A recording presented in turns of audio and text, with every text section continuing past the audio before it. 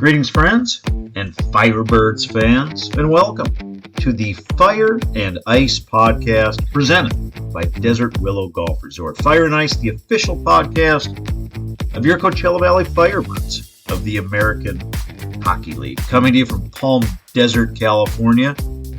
I'm your Jacob Melanson, uppercut away from the Birds' home ice of Acrisure Arena. I'm your host, Judd Spicer, along with this bi-monthly endeavor. Also, again, have the privilege and the pleasure of serving as your Firebirds insider for this sophomore season of Birds hockey. Those Firebirds insider articles, FYI, can be found online at cvfirebirds.com. It's your home for all things Firebirds, including, certainly not limited to, roster, ticketing, merchandise information. Also want to strongly suggest you download that CV Firebirds app. Great way to get tickets for all your Firebirds home games at Acrisure Arena and, of course, everything.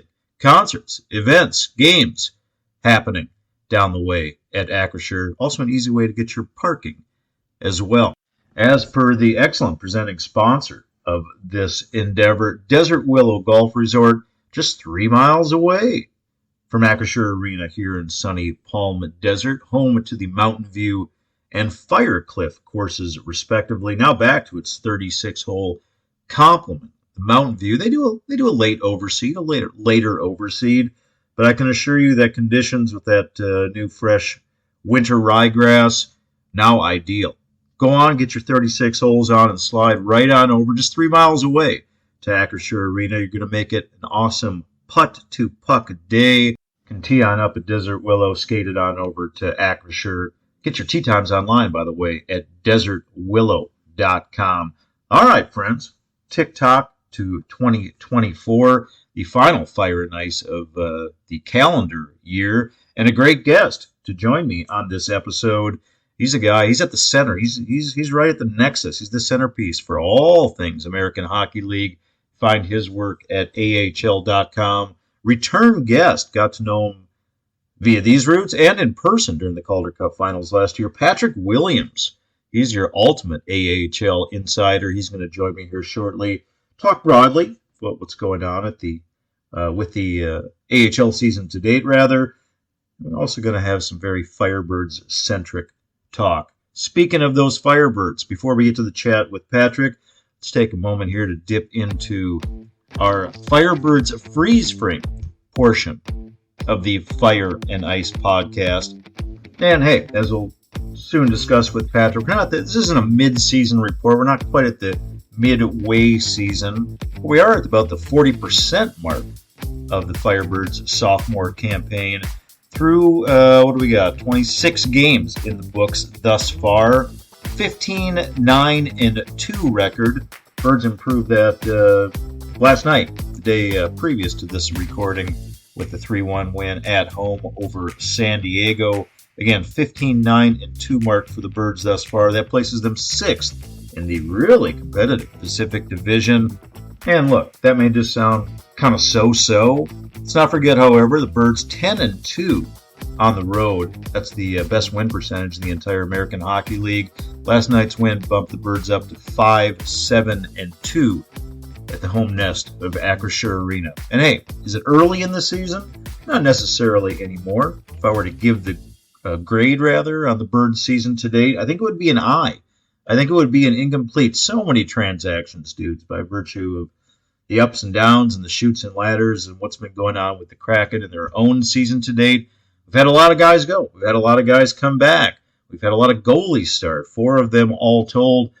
But I feel like now is an opportunity as we turn the page to 2024 to really see what we got, to really settle into this second season of CB Firebirds hockey, and the schedule is very much going to bear that out. It's a soft opening to the AHL schedule. We're going to discuss that as well with Patrick Williams here shortly. But look, the boys played 25 games for the first 2.5 months of the season, and now we enter the real.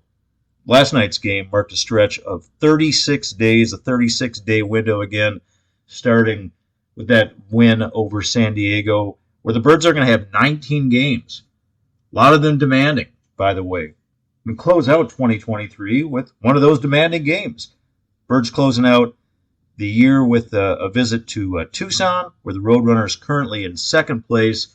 Turn the calendar right around with a back-to-back games that's going to start New Year's Day, January 1. That's Monday, January 1 versus Calgary. The latter half of that back-to-back, Tuesday, January 2nd against Calgary.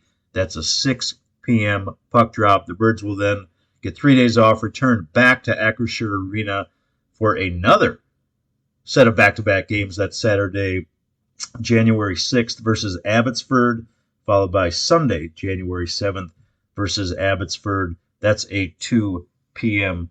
puck drop. Let's take a look at some of our leading scorers here for the Firebirds flock. The captain, Max McCormick, continues to lead CV in scoring with 23 points on the season.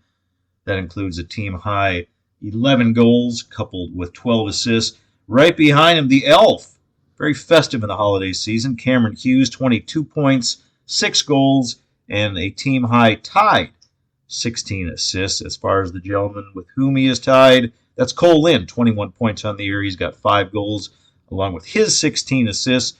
Young Logan Morrison, 19 points. He's fourth on the Birds in scoring, 6 goals and 13 assists. And Shane Wright, he's number 5, 17 total points, got the scoring underway in that game versus the Gulls with his 10th goal of the season. He couples that with 7 assists. As far as the netminders, as mentioned, there are 4 of them that have played for the Birds thus far into the year. One of them, Chris Drieger, got a great win with the Kraken last night. He was spelling our old pal Joey Decord for a night. Congrats to Chris. Alish Steshka, I think he's going to be our goalie, coupling with Jack LaFontaine. Jack has been a little bit injured of late. We'll see when we get him back. But I think that's what we're looking at for the Birds netminders in the near and perhaps distant future. Let's just give you Alish's stats. A couple of really good games in a row. All told on the season, 8 games, 4-2-1 mark. He's got a 3.39 goals against. But again, those last 2, very, very solid. Nearly had the shutout against San Diego, gave up a goal with just a minute left, but just 3 goals allowed in those last 2 games for Alish. Going to talk about this, going to talk about much, much more, friends, in this visit, and let's get to it now with our guy from the AHL, Patrick Williams.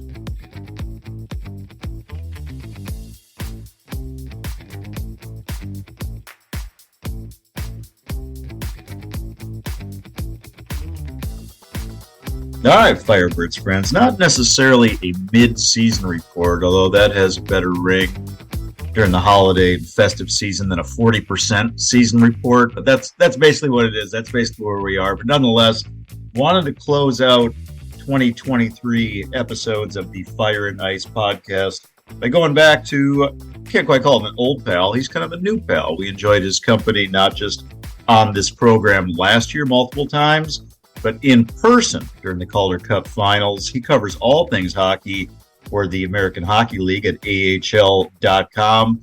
Also highly suggest giving him a follow on Twitter. Some call it X. Whatever you want to call it, he's on there. He does a great job at P. Williams AHL. Welcome back, Patrick Williams, to the Fire and Ice podcast. Hello, Patrick. Hello. How are you? How's it going? It is going pretty well. I imagine that at this point in the season, as you cover all 32 teams for the American Hockey League, probably got a nice little break during about those 3 days, I think, where there were no games. But as we turn the page to 2024, you get right back at it as we enter the meat of the season. Before we dig into Firebirds-centric conversation, let's look at the league as a whole thus far. What are some of the headlines that really jumps out to you thus far, Patrick? Well, not to kind of it's maybe a little bit of the sore spot with Firebirds fans for, understandable reasons, but the Hershey Bears are back, right? And, last year's defending cup champs, obviously, an incredible 7-game series. I mean, that, I don't think if you kind of look at it like as a detached third party, like I am, you could have asked for a more amazing series, right? That's a movie script, game 7 overtime, right? I mean, 2 teams, it was like a 15-round, heavyweight fight, right? Back and forth, back and forth, back and forth. And unfortunately for the Firebirds, somebody had to come up short. But just two phenomenal teams that like just left everything on the ice. And the Bears, though, I mean, like it's hard to believe they might be a lot better this year than they were last year. Like last year's team was a team that kind of like steadily got a little bit better, each month, and then kind of as the playoffs hit, like they really hit their stride. This year's team just right off, out of the gate was just a power. 25-6 now, 16 winning streak going into the weekend. Just absolutely dominant. They had a huge offseason, and that's kind of like the Hershey Bears in a nutshell, right? Like they're never satisfied. Like they won a cup. It was June 21st, July 1st, July 2nd. Them and the Washington Capitals already like reloading the team. So it just kind of shows you that mentality they have. It's always like, move forward, put the pedal down. And that's what makes them such a successful franchise now for 85 plus years. And to emphasize your point, the Hershey Bears at the aforementioned 25-6 record that you noted, best win percentage in all of pro hockey. Yeah. Whether that be the NHL, the ECHL, they've been on an absolute tear since the get. A couple other teams and old/new nemesis, however you want to look at it. Calgary, again, different head coach.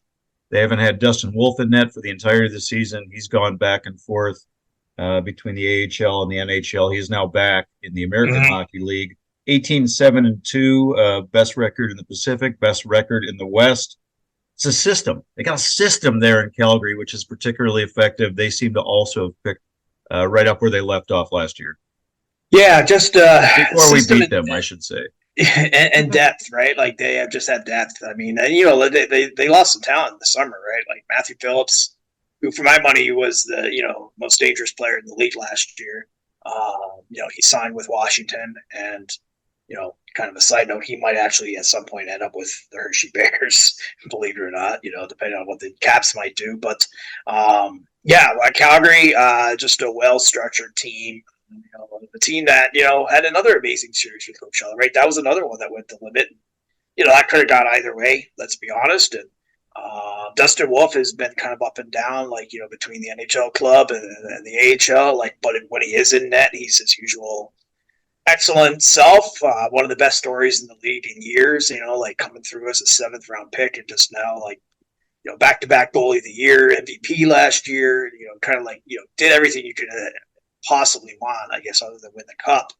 But it was through no fault of his own. And just, it just shows like Firebirds, they're in a tough division there, right? Like, another playoff opponent, from last year, Tucson has absolutely been on a tear lately.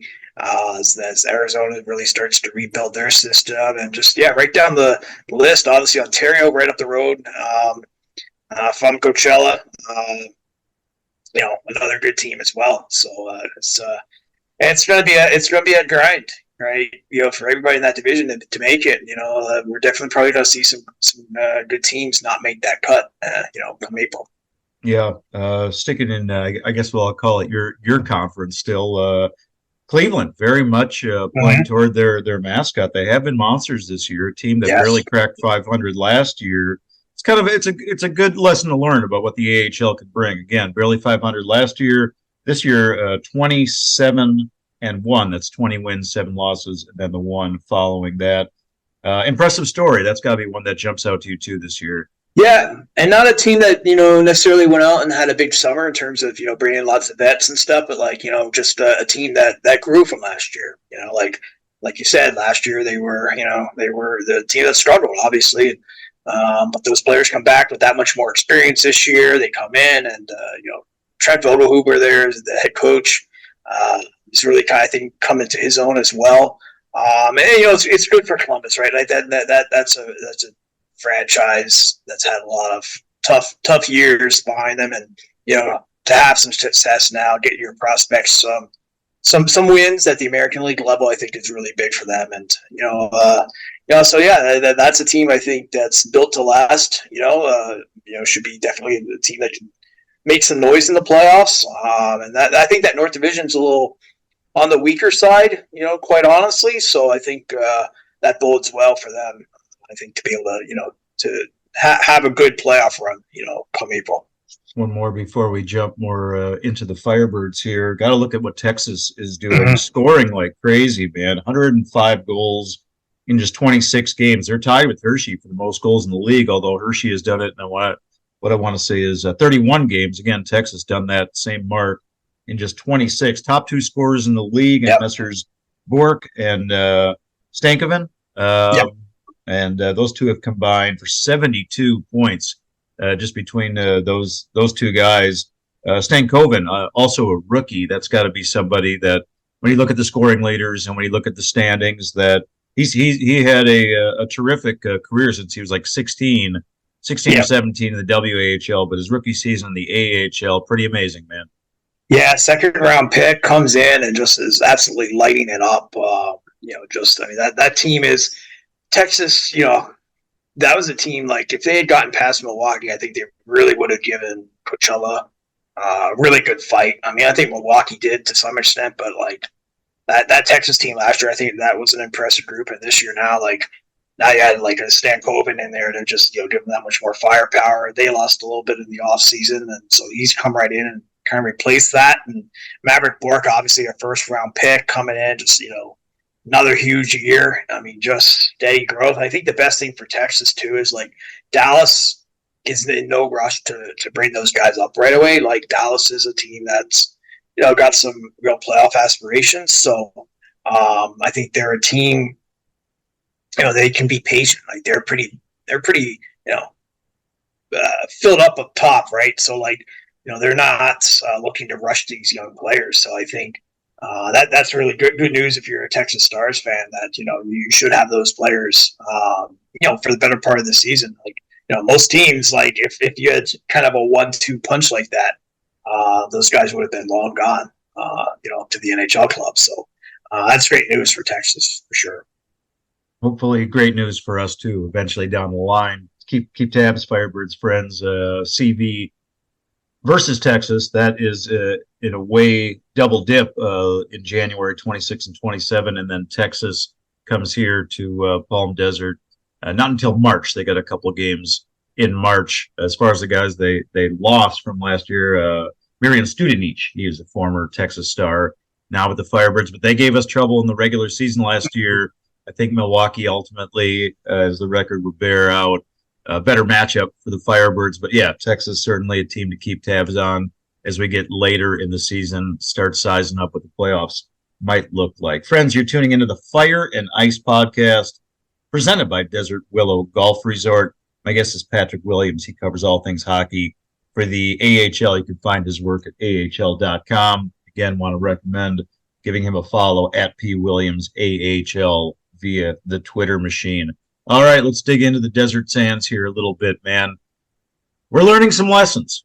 We're learning some lessons about the American Hockey League here in the Coachella Valley. After we can use many descriptions, many adjectives. You and I talked about it via these routes and in person, that last year was incalculable. Last year was magical. Last year was singular. And now we're in the sophomore season at 15-9-2 as we tick-tock to 2024. We're sixth in the Pacific Division, although just 2 points out of third place. We're doing fine. We're doing fine, man. But I think that we can agree. I know that my media pals and colleagues out here, we all agree that we set a very, very high expectation after that first year. Would you concur with that assessment, Patrick?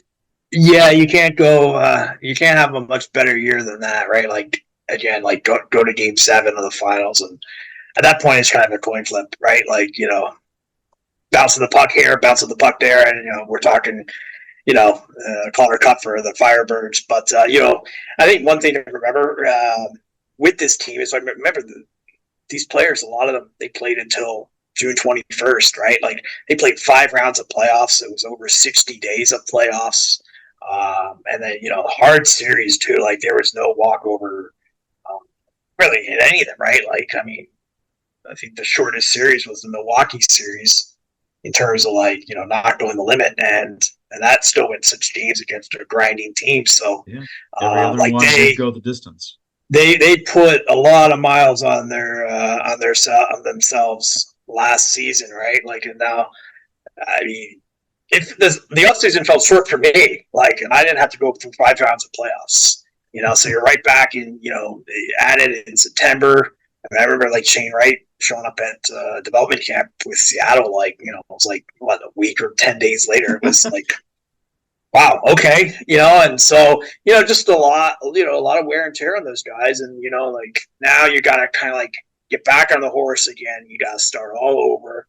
I think it's understandable that there's going to be a little bit of a, a little bit of a sag, a little bit of a letdown, and it takes a little bit of time for everyone to kind of come back together. And obviously then Joey Daccord goes up, wins a job with Seattle. Like, so, I think fortunately for them, they did have Chris Driedger there for a while.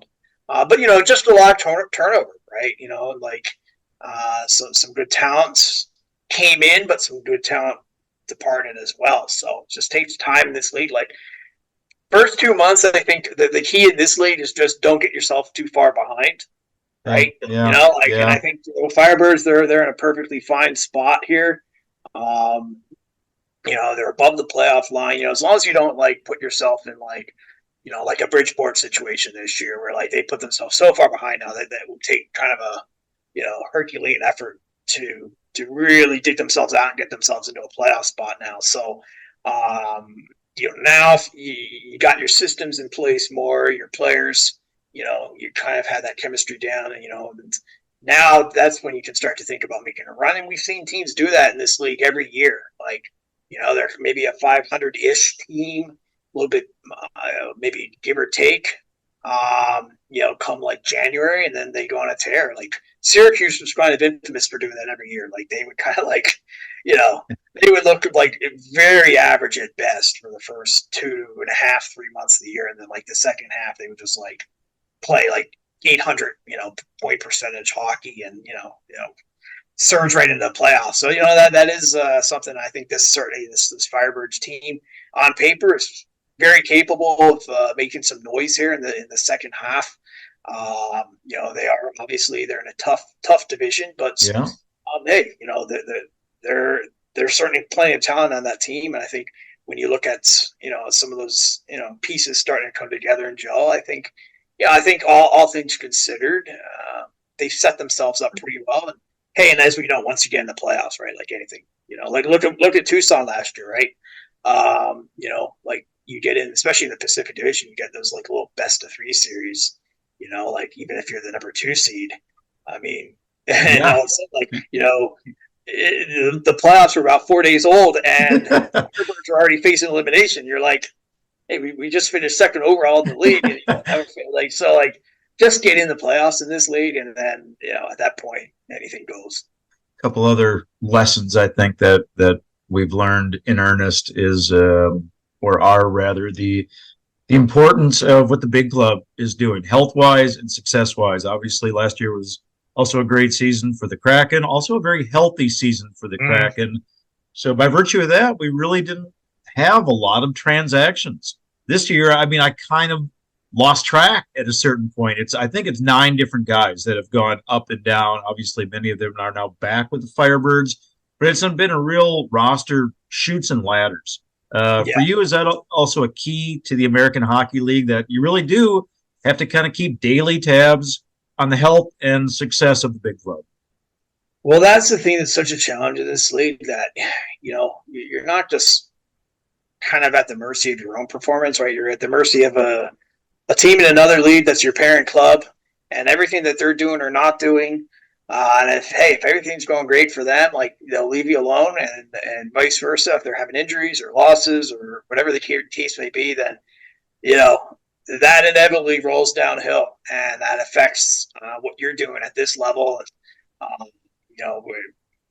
Kind of the theme here is, like, now we're kind of look at the other side of the AHL, and then this is the other side, right? Where, you're dealing kind of with the parent club going through some stuff, and so you're trying to get your own team's game in place, and then meanwhile, like you said, you've had like 9 players back and forth, right? Like, so there's obviously the disruption, just in terms of not having those players at different points. And then even when they come back, then you're shuffling lines around. And then, in some cases, just, as a general rule with players, they come down. There's a letdown effect. It takes them, a little bit of time to kind of, get back, on track. Sometimes like even in players that have been up top, maybe they weren't playing much up top. So like, they're a little rusty game wise. So like then they come down, you're asking them to play like 20 minutes a night. So there's a lot of challenges there, like just in terms of like, and hey, if you take your Riker Evans out of the lineup, that's gonna affect any team. I don't care who you are. And so that's obviously now like Drager, for example, like he's he was doing well, now he's up, and so this is kind of the other side of the AHL. That's last year was kind of like the storybook. everything fell perfectly into place. This isn't even the worst case. I've seen teams go through a lot more than this. So this is more, I would say, of a standard season where okay, the big club is going through some ups and downs, and that's affecting kind of what you're trying to get in place down here at this level. Something else that we're seeing, and albeit it's the second season, of course, but I think we're seeing it for the first time by virtue of the Firebirds starting on the road last season. Didn't play here till December. That the first 22 games away from Acrisure Arena, I believe, is the number. But what we're seeing now is that it's kind of a soft start to the schedule for the AHL season for the vast majority of teams. I mean, as I mentioned at the outset of this episode, we had like 25 games through 2.5 months. Now the Firebirds start a stretch where I think it's last night's win over San Diego marked the first of 19 games over 36 days. So it's like a rapid catch-up in schedule. Yeah. I think it was a few weeks ago. I'm sorry, Patrick. I'll just interject. I think it was maybe 2 weeks ago. I think I asked Andrew Podorowski. I was like, when's the most important part of the season, or what do you think is the best timing of the season to heat up? And it was kind of a stupid question because he was like, well, any time is a good time or an important time to heat up. But I do feel like now, as I said, 15-9-2, not great, not bad. But over this course of 5 weeks, as we really get into the meat of the season, it kind of seems like it's the crux to me to really get some W's, get some wins over all these division opponents, make some hay, kind of get ourselves in a more comfortable spot for that playoff position. What do you think as far as the most important part of the season? What do you look at? Yeah, I think that was a good question because I think you're right. Like, like if you're gonna be hot, like this is the time to do it where you have to have one game after another, right? Like you're gonna have like 3 and 4s and that kind of thing. Like so you can kind of rattle off some wins, really fast. Whereas like I think it's harder in that, like you said, that soft start. Like okay, well you have a good Friday night, a good Saturday night, and now you don't play for another 6 days, right? So it's kind of hard to carry that. That momentum from one game to the next. Now, like, it's going to be a lot less practice time. It's going to be a lot more kind of like game rest, like more of that kind of format. So, I think that's the good sign for, for Coachella that, you can now rattle some wins off. So like, but you're right. It's definitely a soft start in this league. Like the league doesn't like to compete with the NFL, doesn't like to compete with college football, like high school football, kind of in some markets. So now I will say for the Firebirds, though, like 6 of your next 8 are on the road, and your 2 home games are Abbotsford. That's a pretty daunting schedule. Looking at it, like you got Tucson, they're on a roll. Back to back with Calgary, you come home for pit stop with Abbotsford, then rivalry game with San Diego, where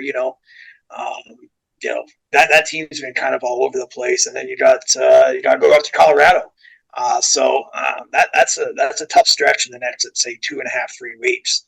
I think that we'll know a lot. I think about this Firebirds team, kind of if they can come through that stretch, let's say they come 500-ish.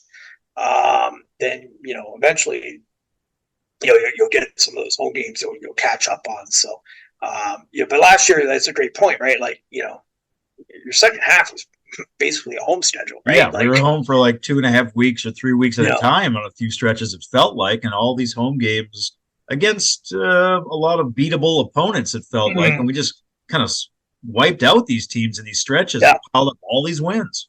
Yeah, so I mean that was the beauty of having such a great start there on that road swing for the first 2 months plus of the year, where all right, you came home with a in good shape, and then now you have this big dose of home games, right? So this is a little bit more of a challenging schedule in that sense that okay, now you're gonna be home on the road, you're not getting those big home stands. So I mean, home stands can be they can be a little bit of a pitfall in this league too, though. I think at 15-9-2, I think overall you have to be happy, with where they are, and I think now if you can make a run here in the next few weeks, that's when you'll really, that's when I think you can pick up a lot of ground in this league. And, it's such a division-heavy schedule too, right? So, you really can make a lot of headway in the standings there. But, I do think at some point in the end, it's also that above that playoff line, that top 7 or so, or top 7 teams, that's all you need really, because unless you're getting that number 1 seed, was a possibility last year, then you're pretty much going into that best of 3 playing around. So as we know, those are very dangerous series. So I think that at some point, whether you finish 5th, 2nd, I'm not sure it's going to make a huge difference one way or the other. Yeah, and I mean, we got into this discussion during the game against San Diego last night that is so sneaky, that first series, because it's all on the road. It's 3 games, and so you lose the first one, it's like, whoa, our season is on the brink within a day and a half, although it's also worthy of note that the Firebirds do have the best away win percentage in the American Hockey League at 10-2 right now, so if it ultimately is an away series, I don't know. Might not. Yeah, I mean, you've played one playoff game and you're facing elimination. You're like, wait, what? Yeah, our season's on the brink. Yeah, right. I mean, you've barely even started, and it could be over. And then last year against Tucson, that was a team where Arizona had missed the playoffs, so they got some help from the big team. So all of a sudden now you finished 2nd overall in the league, 3 points back of Calgary for the top record in the league. Now you got to play a best of 3 series against a team that just got NHL help. So it's a tough format, for teams like Coachella in that situation. Mentioned some of the youth, and just a couple more for you today, Patrick. Some of the youth references, along with all our veterans here on the Firebirds, we are filled with fresh legs, and we're going to need those young guys into this kind of monster 5-week stretch. I don't know if there's anybody. Obviously, we've talked about Shane Wright a lot. I don't know if there's anybody else you might be keeping an eye on or that intrigues you, whether it be Logan Morrison, Jacob Melanson, really become fond of him. Ryan Winterton, he got a cup of coffee already with the Kraken. I feel like I'm missing one other young guy that's, in that 19, 20, 21 range. But coupled with our veterans, we've got a lot of that youth presence on the Birds right now. I don't know if there's anyone that might jump out to you.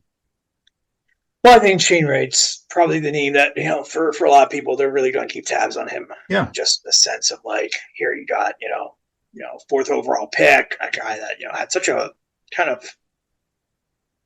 strange year last year, I guess would be the way to say it. He had the start of the season in Seattle, the conditioning stand in Coachella, goes to World Junior, goes to the OHL, then, kind of through a,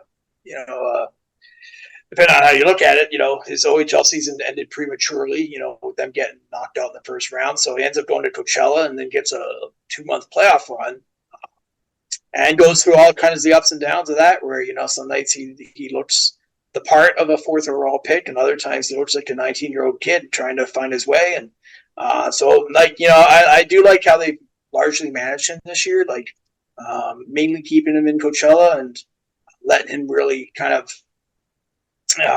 settle in a little bit and not have so much movement, and just it was just, he played on 5 teams last year.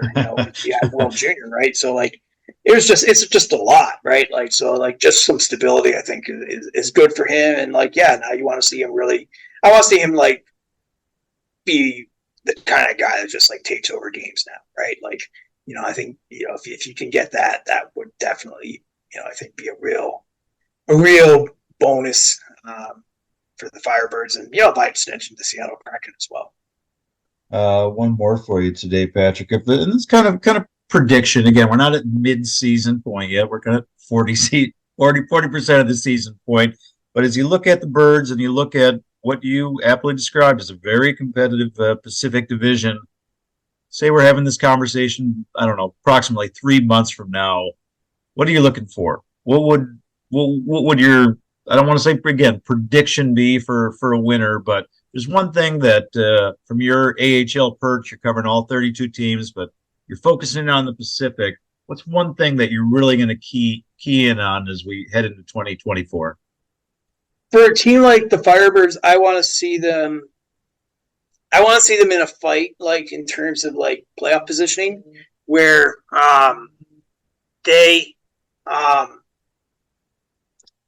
like they're not cruising into the playoffs. I think that can be dangerous for teams where, let's say you have a playoff spot all but locked up in like February, and you're just kind of like the last 2 months of the season, you're just kind of, just going through the motions a little bit. I think that's where some bad habits can creep in. The teams that have to fight their way into the playoffs, I think tend to do better. Now, of course, you don't want to maybe have it be such a fight that like, you're drained by the time the playoffs actually start. But I think, starting just for them, if they can just stay in the fight, and I think, it's very likely. I'd be shocked if they didn't. Then just as kind of like that mid-April point arrives, like that's when you kind of really want to be like, all right, now you're peaking. Now you're ready to go for the playoffs. And, hey, like as everybody with the Firebirds knows, if you're going to win a championship in this league, it's going to be a long, long battle, right? Like, I mean, in 2 months, last year, I mean, my gosh, like it felt like a second season, really. And just the wear and tear. So like, it's a fine balance, like having competitive games down the stretch, but not draining your team either. So like, that will be, I think, the biggest challenge. I think, especially for returning players that had such a grind last season. Like, they could probably use a little bit of a little bit of a respite from another type of grind like that. Well, Patrick, if everything goes well, if everything goes, I don't want to say as planned, but hey, we got a really good roster here. We got a really good team. Could make another run. It'd be a pleasure to see you again out in the desert for a reason. Absolutely. To visit during the Calder Cup. Would not surprise me one bit if this team made noise in the playoffs again. Like, they're playoff tested. They know what it takes to make a long run. Hey, maybe we'll get a Hershey Coachella rematch. That'd be some sweet storylines for sure. I think it absolutely would. That's a story that all of us would want to tell. So again, if things go well, look forward to seeing you back here in the Palm Desert Acrisure Arena in June. I know that's a ways off. Pardon me, man, but that's something that we definitely look forward to. In the interim, so appreciative of your time and your insight during the holiday season. Happy New Year to you and yours, man. Look forward to following the excellent coverage of Patrick Williams at AHL.com. Again, give him a follow on the Twitter machine at @PWilliams. AHL. Thanks for your time, Patrick. Happy New Year, man. Absolutely. Thank you. Happy New Year to you and all the Firebirds fans out there.